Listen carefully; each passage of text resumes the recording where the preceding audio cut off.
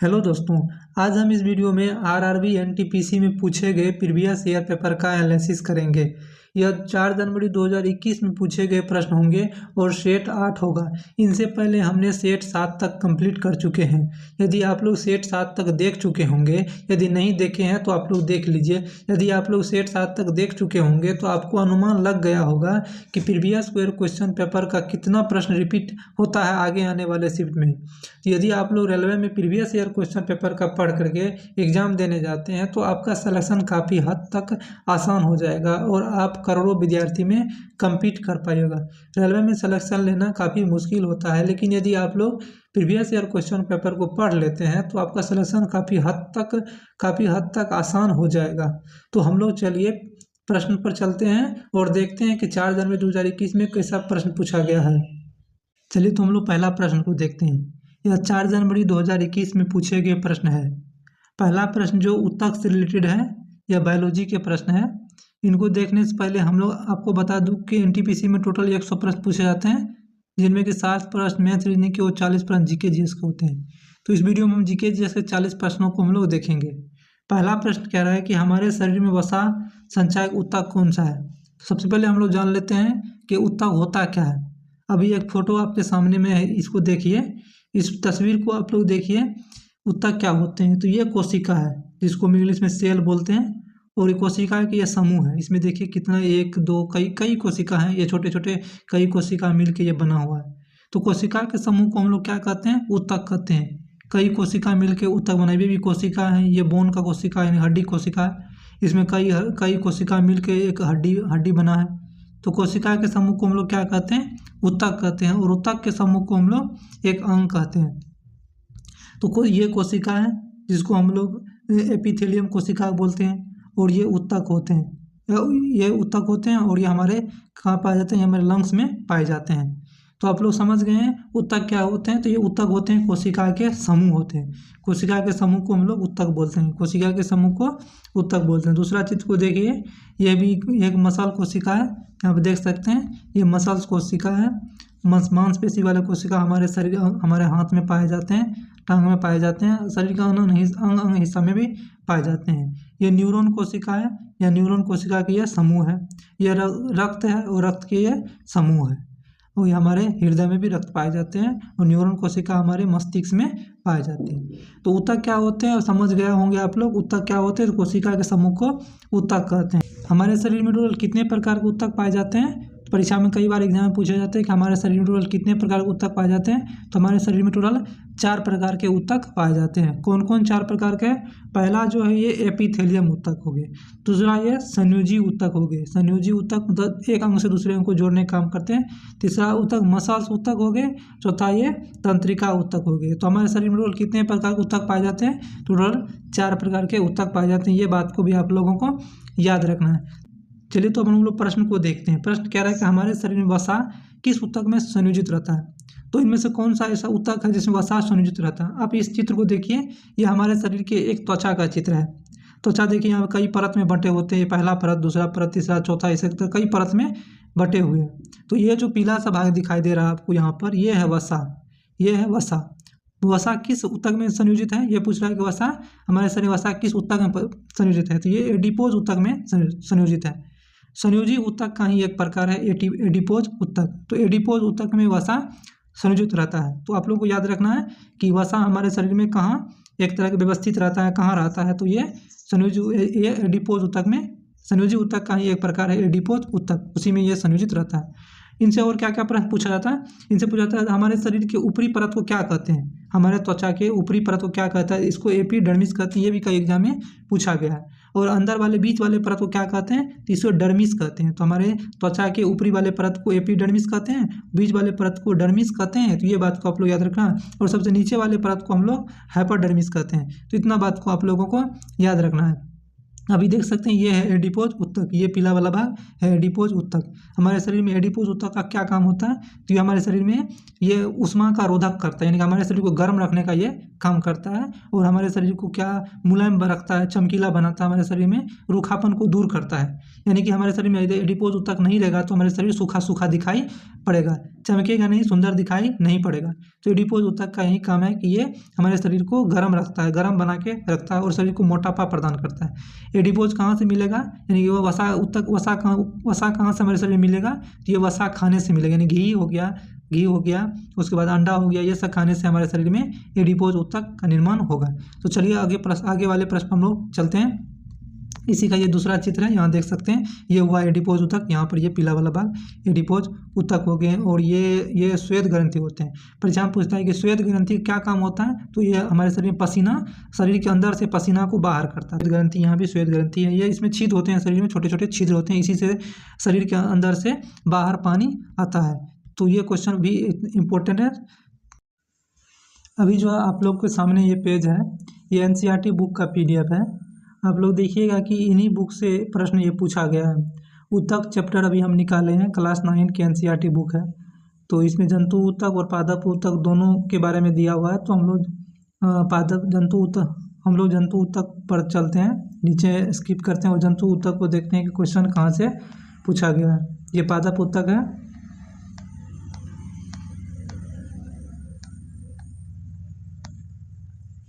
यहाँ से स्टार्ट है जंतु ऊतक। यहाँ पर अमाशय का चित्र बना हुआ है, यहाँ देख सकते हैं ये फोटो अमाशय का। अमाशय में कौन सा ऊतक पाया जाता है, तो अमाशय में एपिथेलियम ऊतक पाए जाते हैं। ये भी क्वेश्चन इंपॉर्टेंट है कि हमारे अमाशय में एपिथेलियम ऊतक पाए जाते हैं। आगे नीचे चलते हैं हम लोग।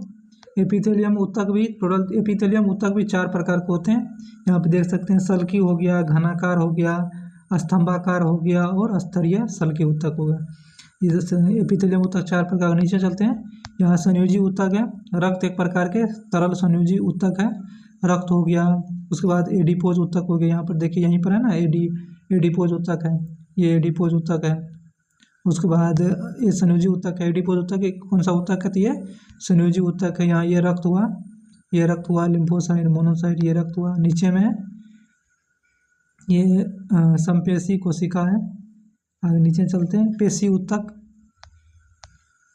ऊतक हो गया। उसके बाद तंत्रिका ऊतक, ये हुआ तंत्रिका ऊतक, यहाँ फोटो देख सकते हैं, ये हुआ तंत्रिका ऊतक। फिर नीचे चलते हैं हम लोग, तंत्रिका ऊतक। उसके बाद यहाँ से प्रश्न स्टार्ट हुआ। तो ये जो प्रश्न पूछा ये हम लोग देखते हैं कहाँ से पूछा गया। यहाँ पर आप देख सकते हैं, ये प्रश्न हमारे यह D नंबर के प्रश्न देखिए। ऊतक जो हमारे शरीर में वसा का संचय करता है, तो यही क्वेश्चन पूछा था कि वसा का संचय किस ऊतक में करता है, तो वसा का संचय एडिपोज ऊतक में वसा का संचय होता है। तो ये देखिए, इसको आप लोग पढ़ लीजिएगा, एनसीईआरटी बुक होगा आप लोग के पास, एक बार आप लोग देख लीजिएगा, अच्छा क्वेश्चन है। B नंबर क्वेश्चन कह रहा है कि मनुष्य के पेशी को अस्थि से जोड़ने वाला ऊतक कौन सा है, तो मनुष्य में पेशी को अस्थि से कौन सा ऊतक जोड़ता है, तो ये टेंडन है, ATM।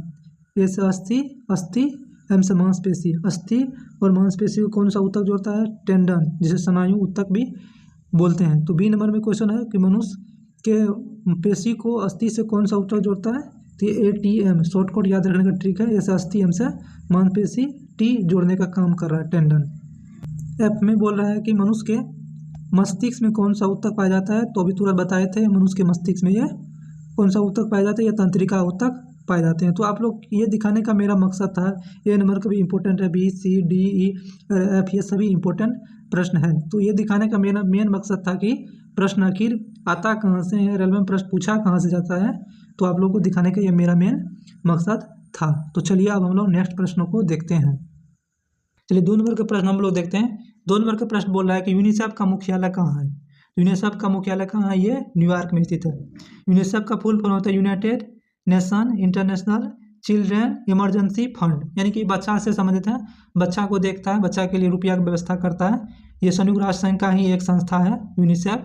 यूनिसेफ का मुख्यालय कहाँ है, ये न्यूयॉर्क में स्थित है। आप लोगों को बताना है कि इनका स्थापना कब हुआ था, यूनिसेफ का स्थापना आप लोगों को कमेंट में बताना है।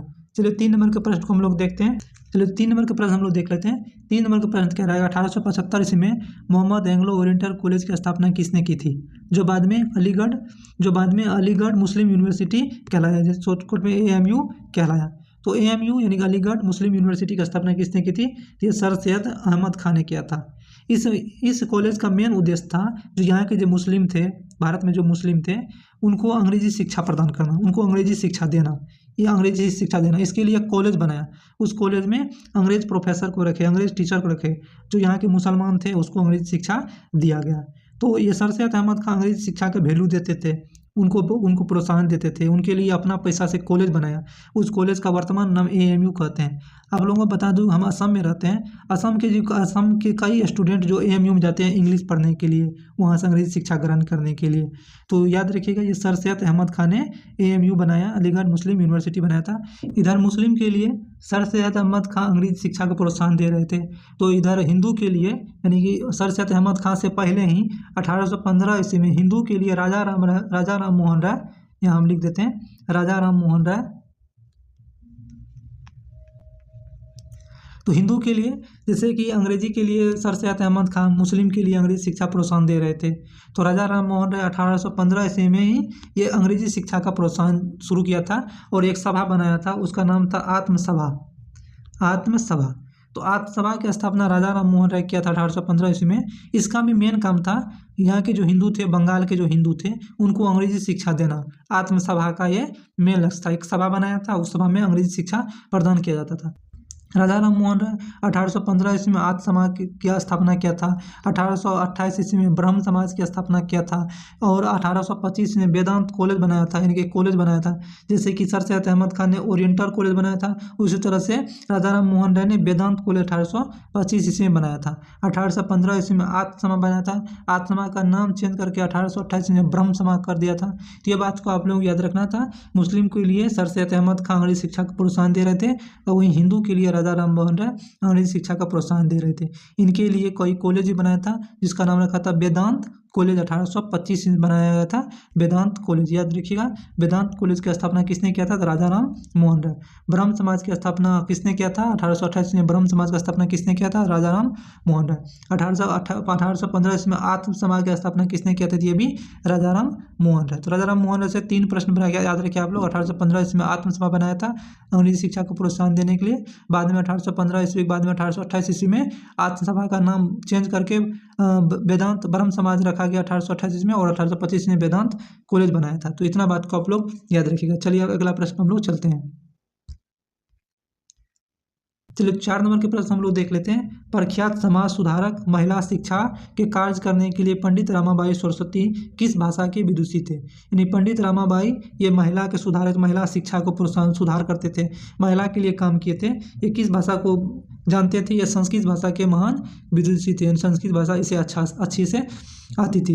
जितने बात को आप लोग याद रखना है, ये महिला के लिए बहुत तरह के काम किया था पंडित रमाबाई सरस्वती। इन्होंने महिला के लिए एक शारदा सदन बनाया था, यानी एक घर बनाया था जिसका नाम रखा था शारदा सदन। इस घर में विधवा महिला आकर के इसमें बास करती थी, उनके खाना पीने की व्यवस्था रखा था पंडित रमाबाई सरस्वती। पंडित रमाबाई सरस्वती ये ब्राह्मण जाति के थे और शादी अलग जाति में ये किया था। जितने बात को आप लोग याद रखिएगा, पंडित रमाबाई शारदा सदन बनाया था और वेदांत और ये संस्कृत भाषा के ज्ञाता थे। वेदांत कॉलेज की स्थापना राजा राम मोहन राय ने किया था अंग्रेजी शिक्षा प्रोत्साहन देने के लिए, हिंदू को अंग्रेजी शिक्षा प्रदान करने के लिए। चलिए तो 5 नंबर का हम लोग प्रश्न देख लेते हैं। 5 नंबर का प्रश्न कह रहा है कि संयुक्त राष्ट्र संघ सुरक्षा परिषद में अस्थायी सदस्यों का कार्यकाल कितने समय का होता है? यानी संयुक्त राष्ट्र संघ में जो सुरक्षा परिषद है उनके अस्थायी सदस्य का कार्यकाल कितने वर्ष का होता है? तो आप लोग देख लीजिए, यह संयुक्त राष्ट्र संघ जिसकी स्थापना 1945 ईस्वी में किया गया था। तो 1945 ईस्वी में 24 अक्टूबर 1945 ईस्वी में संयुक्त राष्ट्र संघ की स्थापना किया गया था। संयुक्त राष्ट्र संघ की स्थापना किया था। और संयुक्त राष्ट्र संघ होते क्या है कि अभी आप ये देखिए चित्र में, ये हुआ सचिवालय, ये हुआ महासभा, ये हुआ न्यायिक परिषद, ये अंतर्राष्ट्रीय न्यायालय, ये आर्थिक सामाजिक परिषद, सुरक्षा परिषद, ये सबको मिलाकर बोलते हैं संयुक्त राष्ट्र संघ। तो संयुक्त राष्ट्र संघ के कितने अंग होते हैं? संयुक्त राष्ट्र संघ के टोटल 6 अंग है। तो कई बार एग्जाम में पूछा जाता है कि संयुक्त राष्ट्र संघ के कितने अंग हैं? तो संयुक्त राष्ट्र संघ के टोटल 6 अंग हैं। अभी देख सकते हैं ये 6 अंग है और 6 भाषा भी है। तो संयुक्त राष्ट्र संघ के टोटल कितने अंग हैं? 6 अंग है और 6 भाषा है। संयुक्त राष्ट्र संघ में ये सचिवालय हुआ, यह सुरक्षा परिषद हुआ। तो इसमें पढ़ रहा है कि सुरक्षा परिषद में कितने सदस्य होते हैं? तो आप लोग याद रखिए, सुरक्षा परिषद टोटल 5 अस्थायी सदस्य होते हैं। इसका कार्यकाल फिक्स है, ये अस्थायी है, पूरा जिंदगी भर रहेगा। और 10 अस्थायी सदस्य होते हैं। तो संयुक्त राष्ट्र संघ में पीछे वाले शिफ्ट में पूछा था संयुक्त राष्ट्र संघ में कितने अस्थायी सदस्य होते हैं? तो 10 अस्थायी सदस्य होते हैं। इन 10 अस्थायी सदस्यों का कार्यकाल 2 वर्ष का होता है, यानी कि 2-2 वर्ष पर ये रिटायर होते रहेंगे। तो संयुक्त राष्ट्र संघ में कितने, संयुक्त राष्ट्र संघ की सुरक्षा परिषद, संयुक्त राष्ट्र संघ के सुरक्षा परिषद में कितने सदस्य होते हैं?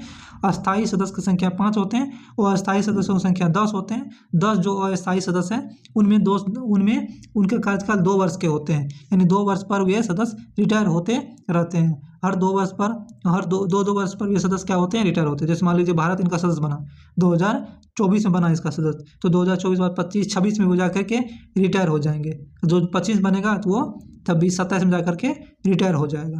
तो याद रखिएगा सुरक्षा परिषद क्या है? ये संयुक्त राष्ट्र संघ के एक अंग होते हैं। इनका काम क्या होता है? इसे दुनिया का हम लोग पुलिस मैन बोलते हैं। तो ये भी परीक्षा में एग्जाम पूछा जाता है कि दुनिया का पुलिस मैन किसे बोलते हैं? तो ये सुरक्षा परिषद को बोलते हैं। नाम से पता चल रहा है इसका काम है सुरक्षा प्रदान करना। सचिवालय का क्या काम है? सचिवालय का काम होता है कि ये कार्यकाल को देखना, यानी कागज पत्र का काम होता है, यानी कागज का काम होता है ये सचिवालय में। सचिव नाम से पता चला सचिवालय। महासभा क्या होता है? दुनिया के जितना भी प्रतिनिधि होते हैं वे महासभा में ही बैठते हैं। महासभा में भी वोटिंग होता है, महासभा में बजट का प्रस्ताव होता है, यानी कि जितना भी सदस्य होते हैं वे सभी सदस्य महासभा में बैठते हैं, यानी कि इसे दुनिया का लघु सांसद बोल सकते हैं, पूरा दुनिया का सांसद बोल सकते हैं, इसे ही बोल सकते हैं। न्यायिक परिषद अब इसे खत्म कर दिया गया। तो परीक्षा में पूछता है कि सुरक्षा परिषद में टोटल, परीक्षा में पूछता है कि संयुक्त राष्ट्र में टोटल 6 अंग हो, 6 अंग में से किस अंग को अब खत्म कर दिया गया? ये न्यायिकता परिषद, इसे अब खत्म कर दिया गया।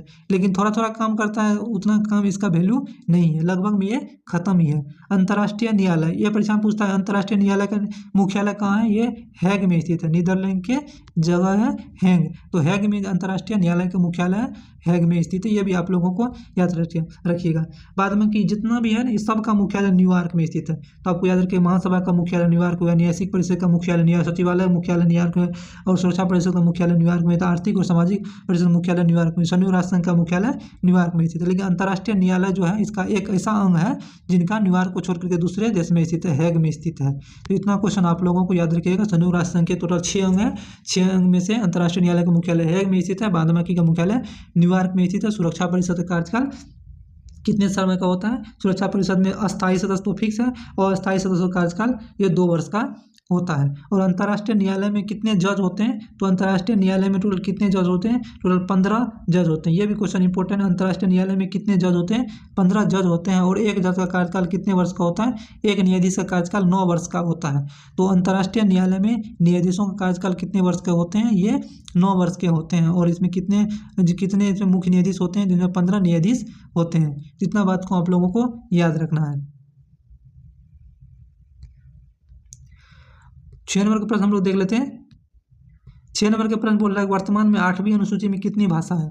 तो आप लोगों को पता है 8वीं अनुसूची में टोटल कितने भाषा? ये 22 भाषा है। जब संविधान लागू हुआ था तो उसमें कितने भाषा थे? उस समय में 14 भाषा थे। 15 भाषा को सिंधवी, 21वां संविधान संशोधन के तहत सिंधवी को भारत के 15वां भाषा बनाया गया। तो ये भी क्वेश्चन इंपॉर्टेंट है कि जब संविधान लागू हुआ था तो उसमें कितने भाषा थे? कई एग्जाम में पूछा गया है, खुद रेलवे के एग्जाम में पूछा गया है कि संविधान लागू हुए तो उसमें कितने भाषा थे? उसमें 14 भाषा थे। सिंधी को 21वां संविधान संशोधन तहत भारत के 15वां भाषा बनाया गया था। दिल्ली के जामा मस्जिद का निर्माण किस वर्ष पूरा हुआ था?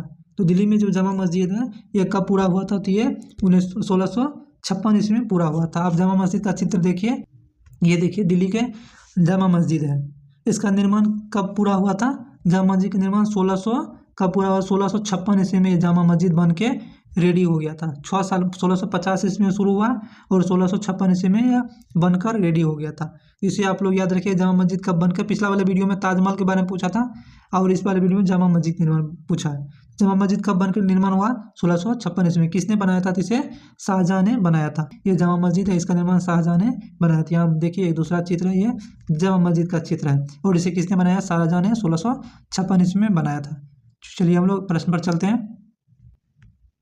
तो 7 नंबर का प्रश्न हो गया 1656, आंसर नंबर सी। चलिए 8 नंबर का प्रश्न हम लोग देखते हैं। कह रहा है कि ये करंट अफेयर से रिलेटेड प्रश्न है।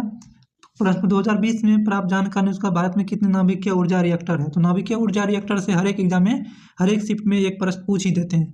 तो वर्तमान में कितने नाभिकीय रिएक्टर है? तो वर्तमान में 23 नाभिकीय रिएक्टर है। लेकिन जिस समय में ये प्रश्न पूछा था उस समय 21 थे। अभी वर्तमान में कितने हैं? 23 है। तो आप वर्तमान वाला याद रखिए। भारत में कितने परिचालित नाभिकीय ऊर्जा रिएक्टर है? तो ये 23 यानी 23 परमाणु रिएक्टर है।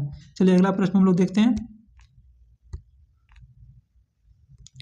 प्रश्न कह रहा है कि 9 नंबर के भारतीय रिजर्व बैंक की स्थापना कब की गई थी। तो आरबीआई की स्थापना कब की गई थी। आरबीआई की स्थापना अप्रैल 1935 ईस्वी में की गई थी। 1935 ईस्वी का अधिनियम था, इसी के तहत आरबीआई की स्थापना किया गया था। तो चलिए 10 नंबर का प्रश्न कह रहा है कि 2011 के जनगणना के अनुसार भारत के लिंग अनुपात कितना है। तो भारत के लिंग अनुपात कितना है 943। याद रखिए, अच्छा क्वेश्चन है। इस बार बिहार पुलिस के एग्जाम में भी यही प्रश्न पूछा था। भारत के वर्तमान लिंग अनुपात कितना है, तो 943 भारत के लिंग अनुपात है, यानी 1000 पुरुष पर 943 महिला है भारत में। 11 नंबर के प्रश्न हम लोग देख लेते हैं। 11 नंबर प्रश्न बोल रहा है कि धारा 3 के माध्यम से संघ के राजकीय कार्यों के लिए अंग्रेजी भाषा निरंतर इस्तेमाल किस वर्ष से लागू किया गया। यानी अंग्रेजी भाषा का इस्तेमाल शुरू करना क्वार्टर में हो गया या सरकारी कार्यों के लिए हो गया, या कब से शुरू किया, ये 1963 से भारत में शुरू हुआ, अंग्रेजी भाषा को लागू किया। तो अगला प्रश्न हम लोग चलते हैं 12 नंबर के प्रश्न पर। भारत में भारतीय अंतर्राज्यीय जलमार्ग प्राधिकरण के अनुसार भारत में नौगम्य अंतर्देशीय जलमार्ग कुल लंबाई कितनी है, यानी कि भारत में जलमार्ग की कुल लंबाई कितनी है। तो जलमार्ग को लगभग में ये 15,600 किलोमीटर स्थित है। भारत में जलमार्गों की कुल लंबाई कितना है, 15,600 किलोमीटर। थोड़ा सा इसको आप लोग याद रखिए, उतना क्वेश्चन इंपॉर्टेंट नहीं है। 13 नंबर के प्रश्न हम लोग देख लेते हैं। टेलीकॉम क्षेत्र में आईएसपी का पूर्ण रूप क्या है। तो आईएसपी का पूर्ण रूप क्या है, इंटरनेट सर्विस प्रोवाइडर। तो इसको आप लोग याद रखिए, 13 नंबर के इंटरनेट सर्विस प्रोवाइडर। 14 नंबर का प्रश्न हम लोग देख लेते हैं। 14 नंबर का प्रश्न करंट अफेयर से रिलेटेड, इसको छोड़ दीजिए। 15 नंबर का प्रश्न हम चलते हैं। 15 नंबर का प्रश्न कह रहा है कि भारत में सामर झील कहाँ स्थित है। तो सामर झील कहाँ स्थित है, ये राजस्थान में स्थित है। वहीं पूछे चिल्का झील कहाँ स्थित है, तो चिल्का झील ये उड़ीसा में स्थित है। चिल्का झील उड़ीसा में स्थित है और सामर झील ये राजस्थान में स्थित है। ये दोनों झील, चिल्का हो गया और सामर हो गया, ये दोनों झील जो है ना, ये दोनों झील लवणीय झील है, खारे पानी की झील है। तो याद रखिए, भारत में खारे पानी की झील है। चिल्का झील भी खारे पानी की झील है और सामर झील भी खारे पानी की झील है। चिल्का झील लेकिन ये बड़ा में है, ये बहुत बड़ा है और सागर से सटा हुआ है, और सामर झील चिल्का से छोटा है। अगर पूछे कि भारत में सबसे बड़े खारे पानी की झील, तो बड़ा में हो गया चिल्का झील। कई बार कंफ्यूज होते हैं, सामर झील होगा कि चिल्का होगा, तो कंफ्यूज नहीं होगा, बड़ा जैसे आया तो चिल्का हो जाएगा। अगर पूछे कि भारत में खारे पानी की झील लेकिन वो सागर सटा हुआ नहीं होना चाहिए, तो ये सामर झील हो गया, ये भी खारे पानी की झील है। अब मीठे पानी की सबसे बड़ी झील ये उलर झील। उलर झील कहाँ स्थित है, ये उलर झील जम्मू कश्मीर में स्थित है। ये मीठे पानी की सबसे बड़ी झील है, उलर झील। 16 नंबर प्रश्न कर रहा है, इंडिया आफ्टर गांधी के लेखक कौन है।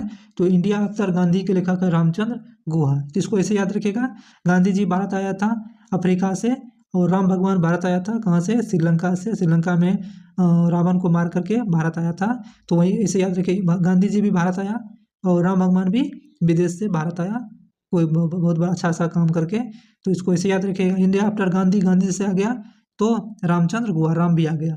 17 नंबर प्रश्न हम लोग देख लेते हैं। न्यूटन के प्रथम गति के अन्य नाम क्या है। तो न्यूटन के प्रथम गति के अन्य नाम क्या है, ये जड़त्व का नियम। न्यूटन के प्रथम गति को बोलते हैं जड़त्व का नियम। वही पूछे न्यूटन न्यूटन की गति के नियम कब प्रकाशित हुआ था। न्यूटन गति के नियम 1687 ईस्वी में प्रकाशित हुआ था, प्रिंसिपिया पुस्तक में। ये भी क्वेश्चन याद रखिए, तो कई बार एग्जाम पूछा गया कि न्यूटन के गति के नियम किस पुस्तक में प्रकाशित हुआ था। तो ये प्रिंसिपिया पुस्तक में प्रकाशित हुआ था। तो इतना बात को आप लोग याद रखिएगा, 1687 से प्रिंसिपिया पुस्तक में न्यूटन गति के नियम प्रकाशित हुआ था। न्यूटन के टोटल कितने गति के नियम है, टोटल 3 गति के नियम है। प्रथम गति के नियम को जड़त्व का नियम कहते हैं। बल की परिभाषा किस गति के नियम से परिभाषित, बल की परिभाषा ये न्यूटन के प्रथम गति के नियम से ही परिभाषित होते हैं। तो बल की परिभाषा किस नियम से प्राप्त होता है, तो प्रथम गति। बल का व्यंजक F बराबर ma, अब इसको बल का व्यंजक बोलते हैं। तो F बराबर ma किस गति के नियम से प्राप्त होता है, तो F बराबर ma न्यूटन के द्वितीय गति के नियम से प्राप्त होता है। तो बल का व्यंजक किस नियम से प्राप्त होता है, द्वितीय। बल का परिभाषा प्रथम, प्रथम को जड़त्व का नियम भी कहते हैं। तो चलिए 18 नंबर के प्रश्न हम लोग चलते हैं। फतेहपुर सीकरी स्थित बुलंद दरवाजा का निर्माण किस विजय के उपलक्ष्य में कराया गया था। तो ये गुजरात विजय के उपलक्ष्य में कराया गया था। कब किया गया था, 1571 ईस्वी में। तो याद रखिए, बुलंद दरवाजा का निर्माण अकबर ने कराया था 1571 ईस्वी में। गुजरात पर आक्रमण किया था और गुजरात को जीता, तो उसी खुशी में एक दरवाजा का निर्माण किया समुद्र के बगल में। पहली बार गुजरात अभियान के दौरान ही अकबर ने समुद्र को देखा था। तो ये भी परीक्षा में प्रश्न पूछता है कि अकबर ने पहली बार किस अभियान के दौरान समुद्र को देखा था। तो गुजरात अभियान के दौरान समुद्र को देखा था 1571 ईस्वी में। 19 नंबर के प्रश्न हम लोग देख लेते हैं। 19 नंबर के प्रश्न बोल रहा है कि भौतिक के क्षेत्र में 2 बार नोबेल पुरस्कार किसे मिला है। इनमें कौन सा व्यक्ति है जो भौतिक क्षेत्र में 2 बार नोबेल पुरस्कार मिला है, ये जॉन बार्डिन है।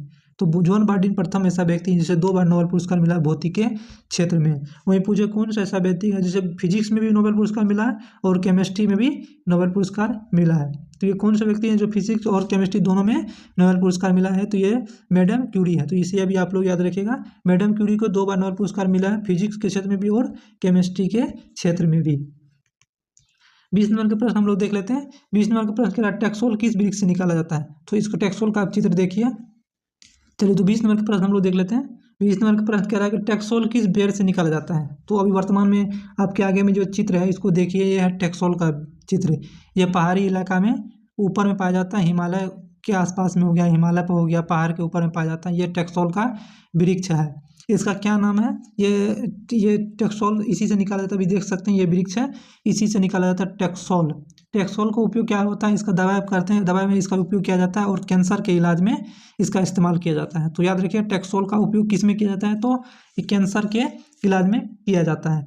तो ये जो अभी फूल देख रहे हैं ये टैक्सोल का फूल है और इनके छाल से एक दवा बनाया जाता है। जो इसका वृक्ष जो छाल होता है उतना ज़्यादा बड़ा भी नहीं होता है, इनके छाल से दवा बनाया जाता है। उस दवा का उपयोग कैंसर के इलाज में किया जाता है। तो किस इस पौधा का क्या, अभी जो देख रहे हैं इस पौधा का क्या नाम है? इस पौधा का नाम है YEW ऐसे कर हिंदी में लिख सकते हैं, जिसे सूची वृक्ष भी कहते हैं। तो सूची वृक्ष से टैक्सोल प्राप्त किया जाता है, यू वृक्ष से टैक्सोल प्राप्त किया जाता है। टैक्सोल का उपयोग दवा बनाने में किया जाता है। 21 नंबर का प्रश्न हम लोग देख लेते हैं।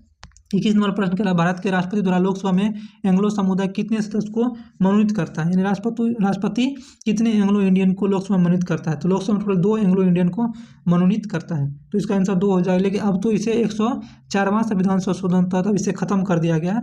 अब ना तो लोकसभा में ना तो राज्यसभा में एंग्लो इंडियन मनोनीत होगा, अब इसे खत्म कर दिया गया।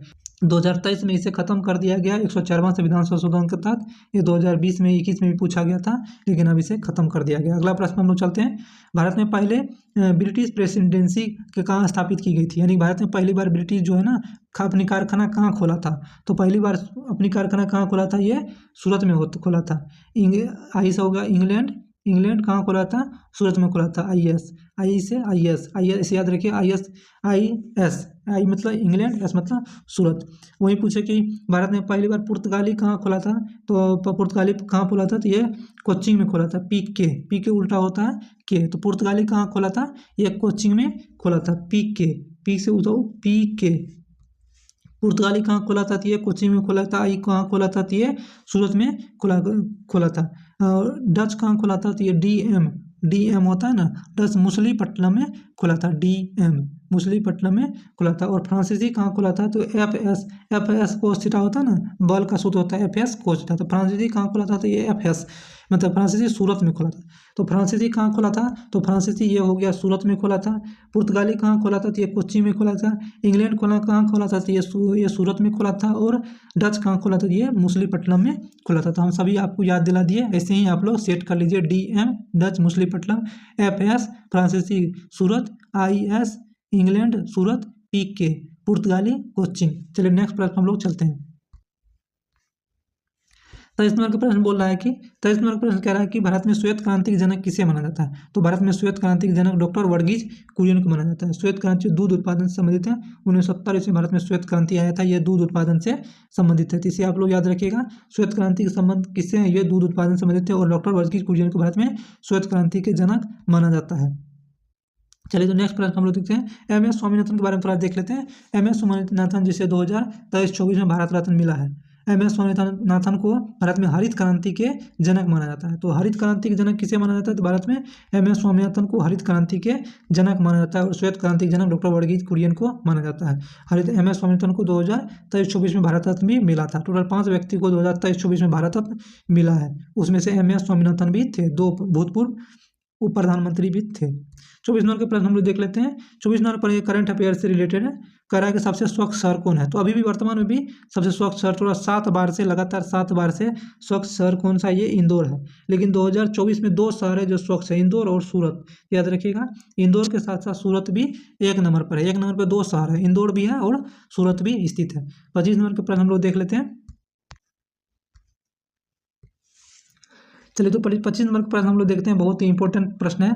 सांसद के द्वारा निःशुल्क और अनिवार्य शिक्षा अधिकार किस अधिनियम पारित किया गया था? तो पहली बार 86वां संविधान संशोधन अधिनियम हुआ था 2002 में। 6 से 14 वर्ष के शिक्षा 6 से 14 वर्ष के बच्चों के लिए निःशुल्क शिक्षा प्रदान किया गया था। तो 86वां संविधान संशोधन में 6 से 14 वर्ष के लिए निःशुल्क शिक्षा प्रदान किया गया था। लेकिन कह रहा है सांसद के द्वारा कब पारित किया गया था अधिनियम? तो ये अधिनियम कब बना था? 9 का अधिनियम था और 10 में पारित हो गया था। तो पूछ रहा है पारित कब हुआ था, विधेयक कब पारित हुआ था? तो विधेयक 2010 में पारित हो गया था। निःशुल्क अनिवार्य शिक्षा अधिनियम 2010 ईस्वी में अधिनियम पारित हुआ था। 9 का अधिनियम था, 10 में पारित हुआ था। चलिए 26 नंबर का प्रश्न हम लोग देख लेते हैं। 26 नंबर का प्रश्न बोला है, भारत में पहली बार रेलगाड़ी कब चली थी? सबको पता है 1853 ईस्वी में भारत में पहली बार रेलगाड़ी चली थी। किसके समय में? तो डलहौजी के समय। डलहौजी से पिछले वाले शिप में भी क्वेश्चन पूछा था, डलहौजी से रिलेटेड था कि भारत में पहली बार ड्रॉप्सिंग ऑफ लेफ्स राज हड़प नीति पहली बार किसने लाया था? डलहौजी ने लाया था। तो याद रखिए राज हड़प नीति किसने लाया था? तो ये डलहौजी ने लाया था। सबसे पहले किसको हड़पा था? तो सबसे पहले किसे हड़पा था? तो ये सतारा को हड़पा था। तो ये भी क्वेश्चन का एग्जाम पूछा गया था। राज हड़प नीति तो सबसे पहले किसे हड़पा था? सतारा को हड़पा था। कब हड़पा था? 1848 ईस्वी में हड़पा था। पंजाब को कब हड़पा था? पंजाब को कब अपने विलय कर लिया था? तो 1849 में पंजाब को अपने राज्य में विलय कर लिया था। झांसी को कब किया था? तो 1853 ईस्वी में झांसी को अपने राज्य में मिला लिया था। और अवध को कब किया था? तो कुशासन के आधार पर अवध को 1856 ईस्वी में किया था। पिछले वाले वीडियो को आप लोग देखे होंगे तो आप लोग को यह प्रश्न याद होगा कि झांसी को 53 ईस्वी में, पंजाब को 49 ईस्वी में, उसके बाद सतारा को 1848 ईस्वी में, 56 को अवध को 1856 ईस्वी में कुशासन के आधार पर। तो पूछता है कि अवध को किस आधार पर अपने राज्य में मिलाया था? तो अवध को किस आधार पर अपने राज्य में मिलाया था? तो अवध को 1856 ईस्वी में कुशासन के आधार पर अपने राज्य में मिलाया था। तो ये भी क्वेश्चन इंपॉर्टेंट है कि अवध को किस आधार पर अपने राज्य में मिलाया था? तो ये कुशासन के आधार पर अपने राज्य में मिलाया था। पंजाब को अपने राज्य में मिला लिया था? तो पंजाब को 1849 ईस्वी में द्वितीय अंग्ल सिख युद्ध के तहत। तो परीक्षा में पूछता है किस सिख युद्ध के तहत पंजाब को अपने राज्य में मिला लिया था? तो द्वितीय अंग्ल सिख युद्ध के तहत अपने राज्य में डलहौजी ने अपने राज्य में मिला लिया था पंजाब को। किस सिख युद्ध के था? द्वितीय अंग्ल सिख युद्ध। परीक्षा पूछता है कि द्वितीय अंग्ल सिख युद्ध किसके समय हुआ था? ये लॉर्ड डलहौजी ने के समय हुआ था। शिमला को अपनी राजधानी बनाया था। तो परीक्षा में ये पूछता है कि शिमला को अपनी राजधानी किसने बनाया था? तो लॉर्ड डलहौजी ने अपनी राजधानी शिमला को बनाया था। क्यों बनाया था? क्योंकि शिमला एक ठंडा जगह है और लॉर्ड डलहौजी अंग्रेजी थे तो इसे मुंबई में, दिल्ली में इसे बहुत गर्म लगता था, इसलिए क्या किया, अपने जितना भी कॉपी कागज कलम थे, सभी डॉक्यूमेंट थे, शिमला में जा करके रख लिया, वहीं अपनी राजधानी बना लिया था। गर्मी के समय में शिमला भाग जाते थे, ठंडी समय में दिल्ली चला आता था, तो मुंबई चला आता था। तो शिमला को अपनी राजधानी किसने बनाया था? लॉर्ड डलहौजी ने बनाया था। इतना क्वेश्चन आप लोग डलहौजी से याद रखिएगा कि सबसे पहले सतारा को हड़पा था 1848 ईस्वी में। 1849 ईस्वी में पंजाब को अपने राज्य में मिला कर लिया था। 1853 ईस्वी में झांसी को मिला कर लिया था। 1856 ईस्वी में 1856 ईस्वी अवध को अपने राज्य में मिला लिया था। तो 1853 ईस्वी में रेल की शुरुआत की, डाक तार की शुरुआत की लॉर्ड डलहौजी ने। इतना क्वेश्चन आप लोग डलहौजी से याद रखिएगा। आप लोग बस एक बात आप लोग याद रखिए, हो जाएगा, काम चल जाएगा। 1848 ईस्वी से लेकर के 1856 ईस्वी तक में कोई भी कांड होगा वो सभी डलहौजी के नाम होगा। तो डलहौजी का कार्यकाल कब से था? 1848 ईस्वी से लेकर के 1856 ईस्वी में, 56 तक लॉर्ड डलहौजी ही थे। आगे आने वाले क्वेश्चन में हो सकता है ये पूछ दे कि विधवा विवाह अधिनियम 1856 ईस्वी में किसके समय आया था? तो ये लॉर्ड डलहौजी के समय आया था। तो 1848 ईस्वी लेकर 1856 ईस्वी तक में कोई भी काम होगा वे लॉर्ड डलहौजी के नाम ही होगा। चलिए 27 नंबर पर हम लोग देखते हैं, भारत में टाइगर प्रोजेक्ट कब आया था? तो भारत में टाइगर प्रोजेक्ट कब आया था? तो 1973। अच्छा क्वेश्चन है, टाइगर प्रोजेक्ट कब आया था? तो 1973 ईस्वी भारत में टाइगर प्रोजेक्ट आया था। अगला प्रश्न हम लोग देख लेते हैं। 28 नंबर का प्रश्न बोल रहा है कि 2020 के अनुसार भारत का नवीनतम उच्च न्यायालय कौन सा है? तो अभी वर्तमान में भारत का नवीनतम उच्च न्यायालय कौन है? तो ये अमरावती है, 25वां उच्च न्यायालय। याद रखिए भारत के 25वां उच्च न्यायालय का क्या नाम है? अमरावती भारत के 25वां उच्च न्यायालय। भारत में वर्तमान में कितने उच्च न्यायालय है? भारत में वर्तमान में 25 उच्च न्यायालय है। 29 नंबर का प्रश्न हम लोग देख लेते हैं। 29 नंबर का प्रश्न बोला भारत में दूसरी वंदे भारत ट्रेन किस दो शहरों को भी चलाई गई थी? दूसरी दिल्ली से कटरा के बीच चलाई गई। अब तो ढेर वंदे भारत ट्रेन चल चुका है, आप लोगों को पहला याद रखिए, पहला दिल्ली से वाराणसी के बीच चला था। तो ये पहला याद रखिएगा, दिल्ली से बाबा विश्वनाथ की नगरी वाराणसी के बीच पहली ट्रेन 18 ट्रेन, जिसे वंदे भारत एक्सप्रेस कहते हैं। ट्रेन 18 ट्रेन पहले वंदे भारत एक्सप्रेस दिल्ली से वाराणसी के बीच चला गया था, दूसरी दिल्ली से कटरा के बीच चलाया गया था। 1856 ईस्वी में विधवा विवाह अधिनियम कब पारित हुआ था? तो ये कब पारित हुआ था? 1856 ईस्वी में। किसने पारित किया था? तो लॉर्ड डलहौजी ने पारित किया था। तो याद रखिए, अच्छा क्वेश्चन है। डलहौजी समय में एक और अच्छा काम किया था, विधवा पुनर्विवाह अधिनियम लाया था। यानी कि जो पहले था कि जो विधवा हो जाते थे उनको जला दिया जाता था। तो लॉर्ड डलहौजी ने ये अच्छा काम किया कि सती प्रथा को खत्म किया, विधवा विवाह पुनः अधिनियम आया, यानी कि जो विधवा है उनका दोबारा विवाह हो सकता है, हो जाएगा, ऐसा अधिनियम लाया था लॉर्ड डलहौजी ने। 30 नंबर का प्रश्न हो गया। 31 नंबर का प्रश्न हम लोग देखते हैं GSAT-31 क्या है। तो GSAT-31 क्या है, ये एक नेविगेशन उपग्रह है। तो GSAT-31 क्या है, ये उपग्रह, इसे आप लोग याद रखिएगा। GSAT-31 क्या है, तो ये एक प्रकार के उपग्रह है। आगे प्रश्न हम लोग देखते हैं, ब्लूटूथ का आविष्कार किसने किया था। तो ब्लूटूथ का आविष्कार किसने किया था, तो ये किसने किया था, जाप हडसन। याद रखिएगा, ब्लूटूथ कान लगा करके जाप कीजिए, सीताराम सीताराम जाप कीजिए, ऐसे याद रख लीजिए, ब्लूटूथ कान लगा करके जाप करना है। कौन चीज़ जाप करना है, राम सिया राम, ऐसे जाप करते रहिए ब्लूटूथ लगा करके। तो जाप हडसन, ज़्यादा जाप कीजिएगा तो हार्ट भी खत्म हो जाएगा, हार्ट खत्म हो जाएगा, नहीं हार्ट सन हार्ट फेल हो जाएगा। तो ऐसे आप लोग याद रख लीजिएगा। चलिए आप अगला प्रश्न हम लोग चलते हैं।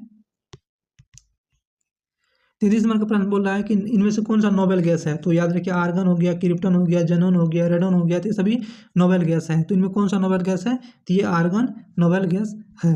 चलिए हम लोग 34 नंबर का प्रश्न देख लेते हैं, भारत का सबसे दक्षिणतम बिंदु कौन सा है। तो भारत का सबसे दक्षिणतम बिंदु कौन सा है, तो ये इंदिरा पॉइंट है। इंदिरा पॉइंट भारत का सबसे दक्षिणतम बिंदु है। इसको ऐसे समझिए, चित्र से समझिए। चलिए हम लोग चित्र को देखते हैं, चित्र में ज़्यादा अच्छा से समझ में आएगा। ये चित्र है अपना प्यारा सा भारत, ये अपना प्यारा सा भारत है, ये अपना प्यारा सा भारत है। यहाँ देखिए, यहाँ है इंदिरा कौल और यहाँ पर है इंदिरा पॉइंट, ये छोटा सा यहाँ पर निशान लगाते, यहाँ पर है इंदिरा कौल, सॉरी कौल नहीं, यहाँ पे इंदिरा पॉइंट। तो इंदिरा कौल है सबसे उत्तर में, इंदिरा पॉइंट है सबसे दक्षिण में। इसको कैसे याद रखेगा, तो भारत के उत्तर में हिमालय है।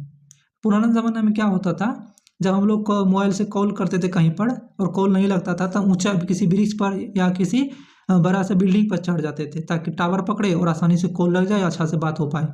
तो आप लोग याद रखिएगा, आप यदि इंदिरा कॉल कहाँ करना है आपको, इंदिरा को कॉल कहाँ करना है, तो जम्मू कश्मीर में जाके कॉल करना है। क्यों करना है, क्योंकि जम्मू कश्मीर ऊंचा जगह है, हिमालय है। तो याद रखिएगा, हिमालय पर कॉल करना है और पानी में पॉइंट है, पानी में पॉइंट है, कॉल हिमालय पर, पानी में पॉइंट। तो इंदिरा कॉल है जम्मू कश्मीर में और इंदिरा पॉइंट है ये अंडमान निकोबार में। अंडमान निकोबार भारत का ही है, ये इंदिरा पॉइंट में है। और ये पूछे मेन भारत के सबसे उत्तरी बिंदु, तो सबसे उत्तरी बिंदु है इंदिरा कॉल और सबसे दक्षिणी बिंदु है इंदिरा पॉइंट। और सबसे पूर्वी बिंदु है ये अरुणाचल प्रदेश के किबिथु, ये लास्ट में, यहाँ देखिए हम चित्र फोटो में ऐसे कर देते हैं, ये हुआ किबिथु, यहाँ पर ये छोटा सा पॉइंट है, ये किबिथु हो गया। तो किबिथु कहाँ है, तो ये अरुणाचल प्रदेश में स्थित है। इंदिरा कॉल कहाँ है, तो ये जम्मू कश्मीर में स्थित है।